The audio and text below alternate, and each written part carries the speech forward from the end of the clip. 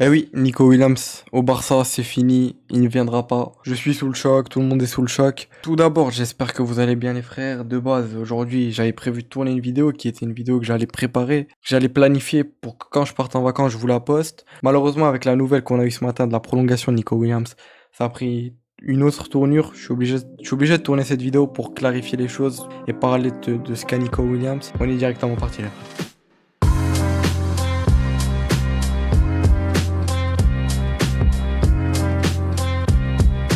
Bon, je pense que je vous apprends rien, comme tout le monde. On s'est réveillé ce matin, tranquillement, en espérant avoir d'autres news. Je me lève, etc. La routine. Je vais sur Instagram, comme à mon habitude. Pas directement sur Twitter. Je vois quoi? Je vois 433, 433, je sais pas comment vous dites. Je vois qu'ils disent voilà prolongation, Nico Williams, je sais pas quoi, je vois la vidéo. Sincèrement, je me suis dit c'est pas possible, c'est de l'IA, c'est un prank. Eh ben non, Nico Williams a bien prolongé son contrat jusqu'en 2035. On parle d'une prolongation de 10 ans, je sais pas si vous vous rendez compte. Honnêtement, fallait s'y attendre. Je sais, la vidéo passée, je vous parlais, toutes les sources étaient là, que ça soit José Alvarez, Gérard Romero ou plein d'autres sources étaient là, Nico Williams. C'est vrai qu'il y avait eu pas mal de...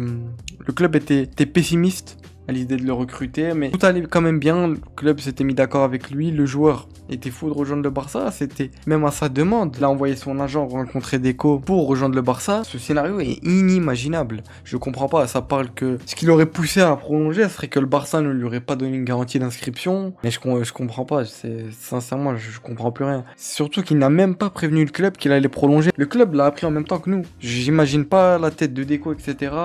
Heureusement, ils avaient prévu des plans B qu'on va en parler après. Parce qu'ils s'y attendaient à ce scénario-là. Et c'est pour ça qu'en vrai, les frères, c'est pour ça qu'aussi les gars, ne jamais remettre en cause ce que la direction pense, Deco, etc. Parce que leur premier choix était Luis Diaz. Mais moi, je vais pas vous le cacher, je rêvais de voir Nico Williams avec le maillot du Barça, jouer avec le Barça. C'était vraiment le profil parfait pour cette équipe du Barça. Mais eux voyaient plus un Luis Diaz ou un Rashford, même si Luis Diaz était l'option numéro 1. Ensuite, l'agent Nico Williams a rencontré Deco à la demande de Nico. Ensuite, ils ont accéléré le processus. À des moments, ça a ralenti. On avait des news qui étaient assez fausses. Ensuite, on a deux personnes que tout le monde a voulu s'y fier. Gérard Romero, José Alvarez, si je dis pas de bêtises, malheureusement voilà, eux qui nous disaient, surtout Gérard Romero, c'est vrai que là il est en train de se faire incendier sur les réseaux, lui qui nous avait pourtant dit que Nico Williams était fait à 150%, je sais pas si vous vous rendez compte, plus de 100%, donc comme si c'était un joueur du Barça. J'en parlais dans la dernière vidéo, pour moi, ce qui était sorti, c'est que Nico Williams allait venir, c'était juste une question de temps et qu'il fallait juste se calmer. Que le processus d'arrivée de Nico Williams, c'était sur la fin, ça parlait de lui peut-être ce vendredi, même si après avoir tourné la vidéo, il y a eu d'autres sources qui sont sorties, donc je me suis dit, allez, peut-être semaine prochaine, on l'aura en tout cas avant la pré-saison. Eh ben non, Nico Williams a prolongé. Sincèrement, je sais pas quoi vous dire. Je pense qu'on est tous sous le choc. Il a trahi le Barça. C'est la clim qui nous a mis. C'est triste de le dire, mais c'est comme ça. L'année passée, déjà, le club ne voulait pas revenir sur lui parce que il avait fait tourner le club autour du pot. On savait pas est-ce qu'il voulait vraiment rejoindre ou pas. Ensuite, t'as des sources qui sortent qui disent que lui regrette, que maintenant il est fou à l'idée de rejoindre le Barça. Il fera tout pour rejoindre le Barça. Il baisse son salaire. Il rejette 2 fois ou 3 fois le Bayern de Munich qui revient à chaque fois. On se dit ouais c'est bon, c'est le scénario parfait. Il va rejoindre le Barça. Et ben non, comme quoi le foot ça va très vite. C'est vrai que je me répète, mais il a prévenu ni le club, personne. L'entourage n'a prévenu personne, même pas l'entourage de Nico. Le club est furieux contre Nico. L'entourage de Nico Williams, son agent. Et ce qui a été dit, ce qui est sorti, c'est que Nico Williams, c'est fini. Ça, on parlera plus. Ouais, c'est Barcelone. Et honnêtement, je suis totalement d'accord. Même si l'été prochain ou l'été d'après ou je sais pas, dans 5 ans, il veut revenir, faut lui dire non. Ce qu'il vient de faire, c'est d'humilier le club. J'ai pas d'autre terme, il a humilié le club, il s'est foutu ouvertement de la gueule du club. En plus, il va avec sa vidéo de présentation, où ils lui ont craché dessus les supporters, je sais pas si on s'en rend compte. Les supporters en qui il le voyait plus au club et ne voulaient même plus de lui au club. Sa voiture qui s'est fait dégrader, je crois qu'il lui s'était cassé, ça je sais pas si c'est vrai par contre. Mais en tout cas, juste l'exemple de la fraise qui s'est fait taguer 4-5 fois d'affilée, c'est énorme. Et il a décidé de prolonger. À la vidéo, tu sens qu'il est pas heureux, je sais pas, j'ai cette impression là, il tape des petits coups de sourire de temps en temps pour un peu rassurer le truc, mais tu sens qu'il a été, je sais pas, sincèrement, je pense qu'il a été forcé, son entourage a beaucoup joué, son frère Inaki Williams, lui tellement, je pense qu'il y avait aucun club qui l'a voulu tout au long de sa carrière et son destin était de rester à l'Athletic Bilbao, il veut pas voir son frère aller dans un autre club réussir parce que honnêtement, je pense qu'on est tous d'accord pour le dire, s'il venait au Barça, il avait toutes les chances de réussir. C'était le profil parfait, il connaît énormément de joueurs, il connaît le championnat. Voilà, pour moi, ça allait être fait, pour tout le monde, ça allait être fait, on s'est pris une clim. Et je vous cache pas que après que j'ai tourné la précédente vidéo où je disais que Kalman, Nico arrive, etc. Après cette vidéo là, des news que j'ai vues, je me suis dit waouh, Puis peut-être que j'aurais même pas dû en parler dans la vidéo, juste parler du maillot et d'autres news. Je sentais la couille, hein. Désolé de l'impolitesse, mais je sentais vraiment ça. Après avoir tourné la vidéo, je me suis dit, ah, je sens le coup dur. Je sens, il y a un truc qui va arriver, on va se prendre une clim. Et pour moi, j'avais peur aussi de revoir une saga comme l'année passée, comme beaucoup d'entre nous. Et ce qu'on a eu, on a eu une saga comme l'année passée. Certains rajoutent la faute sur le club. Je pense que Nico Williams s'est juste foutu de la gueule du club. Il avait tenu promesse qu'il allait rejoindre le Barça. Il était fou. Je sais pas, quand tu donnes ta parole, tu l'assumes. C'est un homme, le frérot. Il assume ses paroles, je sais pas. Lui, non, je sais pas, Bilbao, ils ont dû lui proposer de toute façon, mais il comptait le faire. Lui proposer le contrat qui était le plus grand de l'histoire du club, même pas le plus grand actuellement, mais le plus grand de l'histoire du club. Je sais pas, lui ont proposé combien net. Même si lui disait qu'il voulait rejoindre le Barça, même en baissant son salaire, etc.